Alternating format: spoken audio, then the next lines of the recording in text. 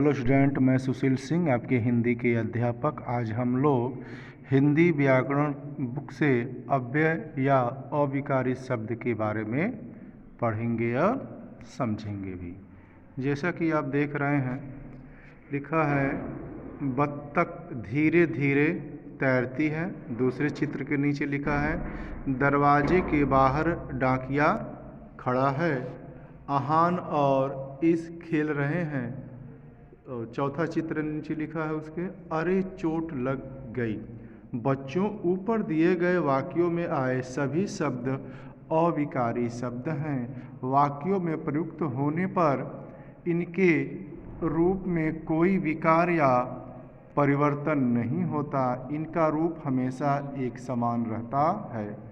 हमारे कहने का मतलब है अविकारी शब्द ऐसे शब्द होते हैं जिनमें लिंग वचन कारक के आधार पर कोई परिवर्तन नहीं होता, कोई चेंजिंग नहीं होता है। धीरे शब्द के प्रयोग देखिए, संज्ञा, अव्यय, क्रिया। नीचे चार्ट देख रहे हैं, लिखा है लड़का धीरे आया। संज्ञा में लिखा है लड़का, अव्यय शब्द में लिखा है धीरे, क्रिया में लिखा आया। लड़का धीरे आया। दूसरी लाइन देखिए, लड़की धीरे आई। तो लड़की क्या हो गया आपका? संज्ञा शब्द हो गया, धीरे अव्यय शब्द और आई क्रिया हो गया। तीसरी लाइन देखिए, लड़के धीरे आए। तो लड़की आपका क्या हो गया? संज्ञा, धीरे आपका अव्यय और आए क्या हो गया? क्रिया शब्द हो गई।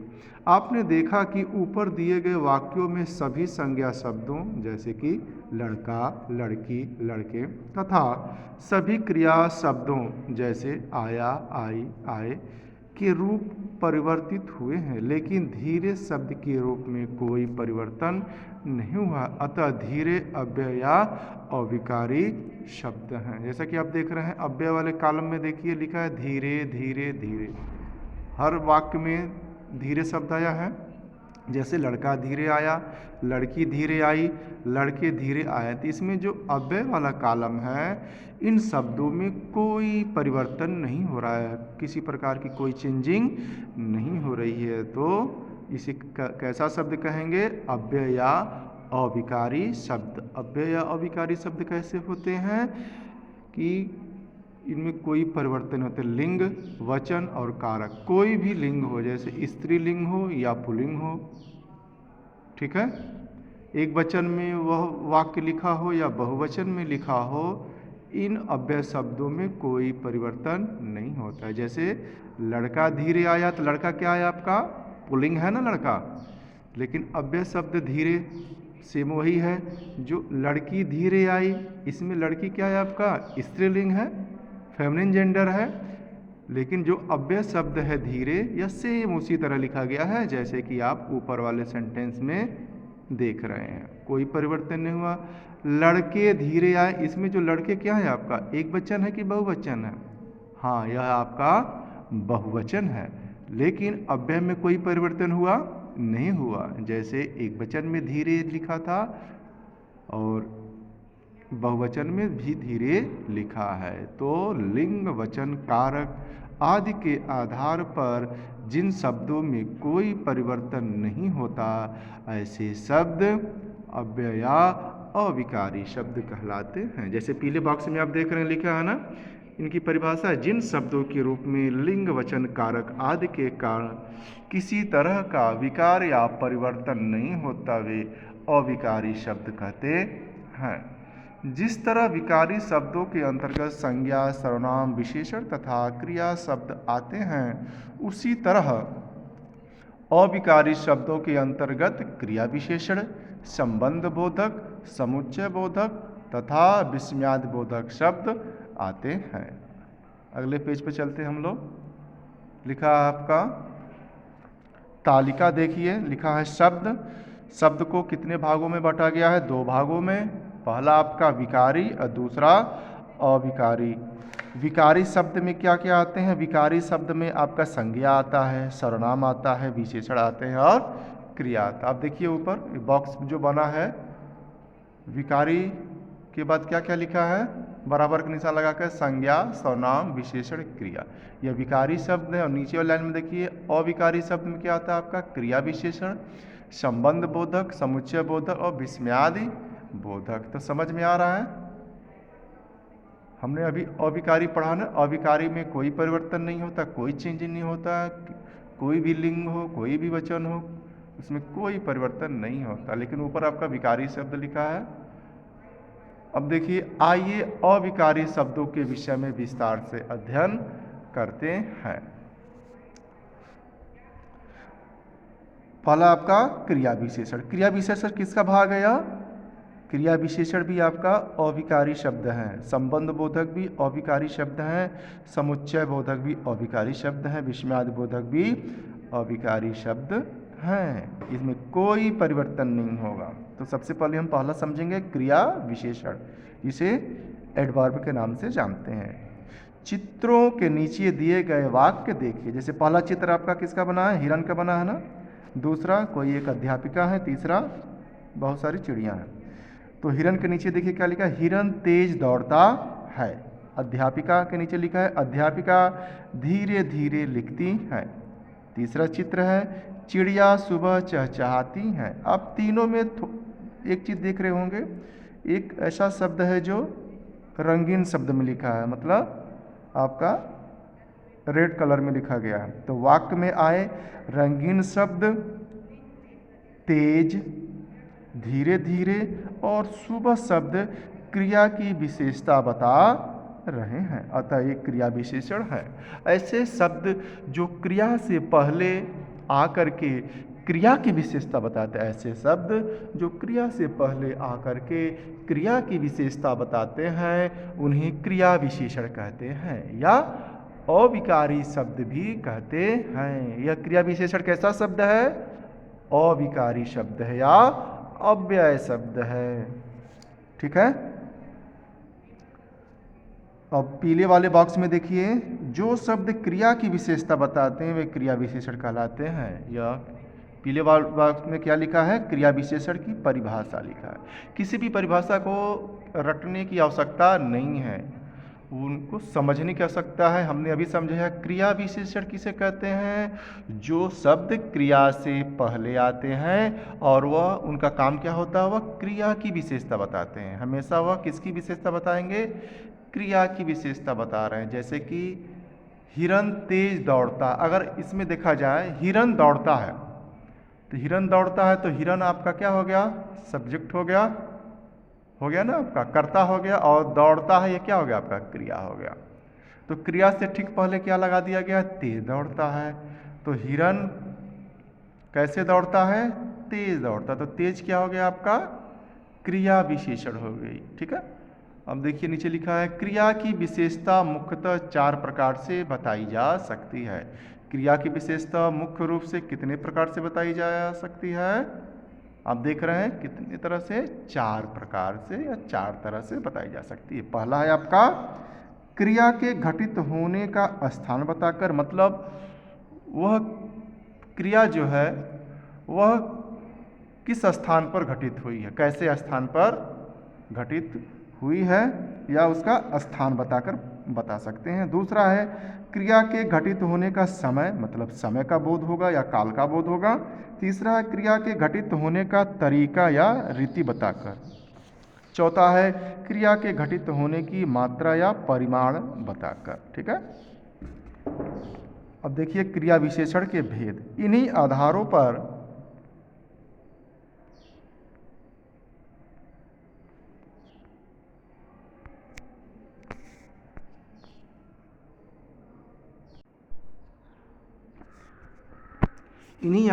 क्रिया विशेषण के 4 भेद किए जाते हैं। तो आप देख रहे हैं जैसे ग्राफ में क्रिया विशेषण।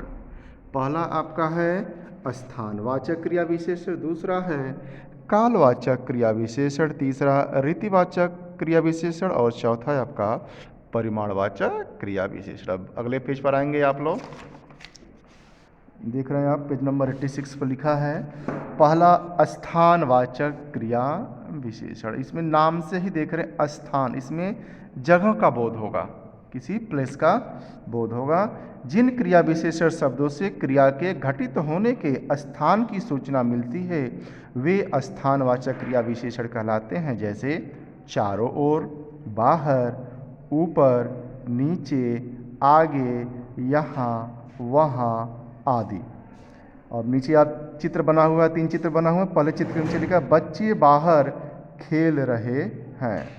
सेकंड चित्र के नीचे आप देख रहे हैं यात्री पेड़ के नीचे सोया है। तीसरा चित्र है अस्पताल आगे है। ठीक है, और पीले वाले बॉक्स के अंतर्गत जो लिखा है उसको हम पढ़ते हैं। स्थानवाचक क्रिया विशेषण की पहचान के लिए क्रिया पर कहाँ प्रश्नवाचक शब्द से प्रश्न किया जाता है। इस प्रश्न के उत्तर में मिलाने वाले शब्द या मिलने वाले शब्द स्थानवाचक क्रिया विशेषण कहलाते हैं। जैसे कि अब चित्र में दोबारा देखिए, चित्र में देखिए क्या लिखा है, बच्चे बाहर खेल रहे हैं। बच्चे कहाँ खेल रहे हैं? बच्चे कहाँ खेल रहे हैं? तो आंसर मिलेगा बाहर। यात्री पेड़ के नीचे सोया है। यात्री किसके नीचे सोया है या कहाँ सोया है? तो पेड़ के नीचे सोया है। ठीक है, किसके नीचे सोया है? पेड़ के नीचे। अस्पताल आगे है। अस्पताल कहाँ है? आगे है। तो ये पता चल गया ना आपको, बाहर है, नीचे है, आगे है। पहले वाले में बाहर, दूसरे में नीचे और तीसरे में आगे। यह तीनों शब्द जो है आपका स्थान का बोध करा रहे हैं, तो इसलिए यह स्थानवाचक क्रिया विशेषण हो गए। ठीक है, समझ में आ रहा है आपको? सेकंड आपका लिखा है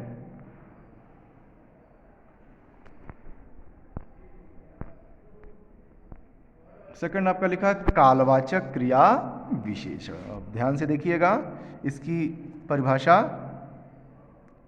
जिन क्रिया विशेषण शब्दों से क्रिया के घटित होने के समय के बारे में पता चले। मतलब अगर कोई क्रिया, कोई कार्य, कोई वर्क हो रहा है तो वह किस समय हो रहा है, उस कार्य के करने के समय का बोध हो, उसकी समय की जानकारी चले, उसके बारे में हमको पता करना है। तो ऐसे शब्द कालवाचक क्रिया विशेषण कहलाते हैं, जैसे कल, परसों, 2 दिन, आज, अभी, रोज, सदा, सुबह, अक्सर, हमेशा आदि। इसको हम अच्छे से उदाहरण से समझेंगे। देखिए चित्र में, पहला चित्र देख रहे हैं, 2 बच्चे हैं आपस में, जो हैट लगाया हुआ बच्चा है उसके बारे में बात कर रहा हूँ। आज ही आया हूँ। ठीक है, दूसरा चित्र देखिए, माता जी 4 बजे आएंगी।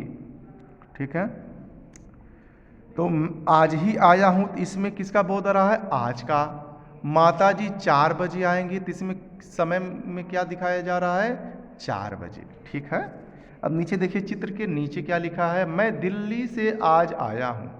मैं दिल्ली से आज आया हूँ, इसमें क्रिया क्या है आपका? आया हूँ। तो आया हूँ से पहले क्या आया? आज। आज किसका बोध करा रहा है? काल का, समय का बोध करा रहा है। तो आज कैसा शब्द है आपका? यह क्रिया विशेषण है। क्रिया से ठीक पहले क्या आया है? आज। लेकिन यह कैसा क्रिया विशेषण है? कालवाचक क्रिया विशेषण। बच्चों, क्रिया विशेषण कौन सा है? यह कालवाचक क्रिया विशेषण है। अगले चित्र के नीचे देखिए जो लिखा हुआ सेंटेंस है, माता जी 4 बजे आएंगी। माता जी कितने बजे आएंगी? 4 बजे। तो 4 बजे किसका बोध करा रहा है? समय का बोध करा रहा है, तो इसलिए यह कालवाचक क्रिया विशेषण हो गई। ठीक है, तीसरा चित्र है, मैं रोज व्यायाम करता हूं। तो रोज शब्द क्या हो गया? रोज मतलब डेली हो गया, प्रतिदिन। तो यह आपका समय का बोध करा रहा है, तो रोज क्या हो गया आपका? ये भी क्रिया विशेषण हो गया। और कौन सा क्रिया विशेषण हुआ? कालवाचक क्रिया विशेषण। अब पीले वाले बॉक्स में इसकी विशेषता नहीं लिखा, परिभाषा लिखा है। कालवाचक क्रिया विशेषण की पहचान के लिए क्रिया पर कब प्रश्नवाचक शब्द से प्रश्न किया जाता है, इस प्रश्न के उत्तर में मिलने वाले शब्द कालवाचक क्रिया विशेषण कहलाते हैं। मतलब कब शब्द लगा करके अगर हम प्रश्न करेंगे तो हमें जो आंसर मिलेगा वह आपका कालवाचक क्रिया विशेषण कहलाएगा। जैसे मैं दिल्ली से आज आया हूँ, तो इसमें लगा ये प्रश्न, मैं दिल्ली से कब आया हूँ? तो आज। माता जी कब आएंगी? 4 बजे। मैं रोज क्या करता हूँ? नहीं, मैं कब व्यायाम करता हूँ? तो रोज। ठीक है, चलिए अगला देखिए, रीतिवाचक क्रिया विशेषण। आपका थर्ड है आपका रीतिवाचक क्रिया विशेषण। इसको हम पढ़ते हैं, जो क्रिया विशेषण शब्द क्रिया के घटित होने की रीति, रीति का मतलब होता है तरीका, बताते हैं वे रीतिवाचक क्रिया विशेषण कहलाते हैं। जैसे लगातार, धीरे, अचानक, तेज, ध्यानपूर्वक, जल्दी आदि। तो चित्र के अनुसार समझेंगे। पहला चित्र आप देख रहे हैं, एक कोई लड़की दौड़ रही है, तो लिखा क्या है नीचे, वह लड़की तेज दौड़ती है। सेकंड चित्र में देखिए, उसने ध्यानपूर्वक पत्र पढ़ा। तीसरा चित्र है, वह धीरे धीरे लिखता है। तो इसमें तेज, ध्यानपूर्वक और धीरे धीरे, ये सब क्या है, कैसे शब्द हैं, यह रीतिवाचक क्रिया विशेषण है। ठीक है, रीति का मतलब क्या होता है, हमने अभी बताया तरीका। लड़की कैसे दौड़ती है, तेज दौड़ती है। वह कैसे पत्र पढ़ रहा है, ध्यानपूर्वक। वह कैसे लिखता है, धीरे धीरे, क्या है, तरीका है। ये सब जितने भी तरीके होते हैं वो रीतिवाचक क्रिया विशेषण के अंतर्गत आते हैं। पीले वाले बॉक्स में अगले पेज पर आप लोग देखिए, रीतिवाचक क्रिया विशेषण की पहचान के लिए क्रिया पर कैसे प्रश्नवाचक शब्द से प्रश्न किया जाता है। इस प्रश्न के उत्तर में मिलने वाले शब्द क्या कहलाते हैं, रीतिवाचक क्रिया विशेषण। चौथा है आपका परिमाणवाचक क्रिया विशेषण। इस चैप्टर को हमने आपको क्लास में भी अच्छे से समझा दिया हूँ, फिर भी आप एक बार फिर समझ लीजिए। चौथा है परिमाणवाचक क्रिया विशेषण। जिन क्रिया विशेषण शब्दों से क्रिया के परिमाण या मात्रा, मात्रा ब्रैकेट में देखिए क्या लिखा है, मापतौल, जिसे मेजरमेंट कहते हैं, संबंधी जानकारी मिलती है, ये परिमाणवाचक क्रिया विशेषण कहलाते हैं। जैसे थोड़ा, कम, काफ़ी, आधा, लगभग, खूब, बहुत, अधिक, बिल्कुल, इतना, ज़्यादा, उतना आदि। इसमें क्या है, थोड़ा, कम, काफ़ी, आधा, लगभग, खूब, बहुत, अधिक, बिल्कुल, इतना, ज़्यादा, उतना आदि, ये सभी परिमाणवाचक क्रिया विशेषण हैं। गिलास में दूध आधा भरा है। जैसे गिलास के नीचे जो आप देख रहे हैं क्या लिखा है, गिलास में दूध आधा भरा है। सबसे पहले बताइए आप लोग, परिमाणवाचक समझ रहे हैं ना। परिमाण का मतलब होता है जो भी उसमें रहेगा वो क्या रहेगा आपका, या तो द्रवावस्था में कोई वस्तु रहेगी, या तो ठोस अवस्था में, या गैस अवस्था में होती है। जैसे कोई कपड़ा हो गया, दूध हो गया, पानी हो गया, तेल हो गया, ये सब लिक्विड है, तरल पदार्थ हैं। तो इनको कैसे मापते हैं, तरल पदार्थ को जो आपके लिक्विड में हैं तो उनको आप लीटर, मीटर, सेंटीमीटर, मिली लीटर, ठीक है, सेंटीलीटर हो गया, लीटर हो गया, सब मतलब लीटर में करेंगे। अगर वही आपका कपड़ा है, कपड़ा हो गया आपका मीटर में होगा, तो मीटर होगा, सेंटीमीटर होगा, ठीक है। कोई दूरी है तो आपका किलोमीटर में होता है। तो यहाँ पर हमको समझना है कि अगर सेंटेंस में, किसी भी सेंटेंस में आया थोड़ा चाय देना, थोड़ा चीनी देना, अगर कम शब्द है, काफ़ी है, आधा है, लगभग है, खूब है, ये सब आपके परिमाणवाचक क्रिया विशेषण में आते हैं। सेकंड चित्र देखिए, लिखा है ज़्यादा बोलना अच्छा नहीं होता। तो इसमें ज़्यादा शब्द क्या है आपका, ये अभी आपका परिमाणवाचक क्रिया विशेषण है। परिमाणवाचक, पीले वाले बॉक्स में देखिए आप, परिमाणवाचक क्रिया विशेषण की पहचान के लिए क्रिया पर कितना प्रश्नवाचक शब्द से प्रश्न किया जाता है। इस प्रश्न के उत्तर में मिलने वाले शब्द परिमाणवाचक क्रिया विशेषण कहलाते हैं। ठीक है, आज के लिए बस इतना ही। आप इसको अच्छे से पढ़िएगा, और जो भी होमवर्क पीडीएफ के माध्यम से आपको मिल रहा है, अगर बुक वर्क में मिल रहा है तो आप बुक वर्क को अच्छे से कंप्लीट कीजिए, पूरा कीजिए। जैसे ही आपका क्लास स्टार्ट होगा तो आपकी सभी होमवर्क कॉपी, CW कॉपी और बुक वर्क कॉपी चेक की जाएगी। आप समय पर रहकर घर पर अच्छे से पढ़ाई कीजिए और सभी होमवर्क को कंप्लीट कीजिए। ठीक है, thank you class, thank you बच्चों।